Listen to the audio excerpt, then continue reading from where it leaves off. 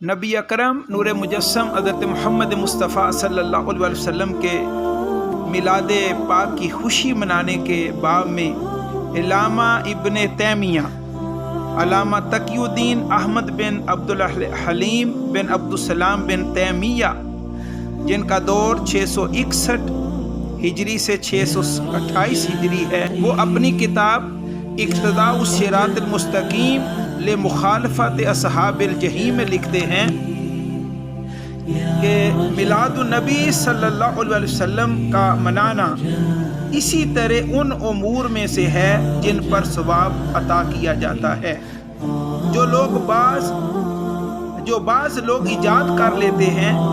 میلاد عیسیٰ میں نصارہ سے مشابہت کے لیے یا حضور نبی اکرم صلی اللہ علیہ وسلم کی محبت اور تعظیم کے لیے، اور اللہ تعالیٰ نے انہیں اس محبت اور اجتہاد پر ثواب عطا فرماتا ہے، نہ کہ بدعت پر۔ ان لوگوں کو جنہوں نے یوم میلاد النبی صلی اللہ علیہ وسلم کو بطور عید اپنایا، اور اسی طرح وہ اور ایک مقام پہ لکھتے ہیں کہ میلاد شریف کی تعظیم اور اسے شعار بنا لینا بعض لوگوں کا عمل ہے، اور اس میں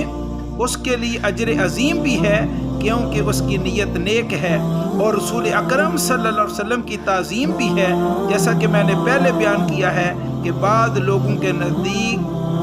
یہ امر ایک بہت اچھا امر اور عمل ہے۔ اللہ رب العزت ہم سب کو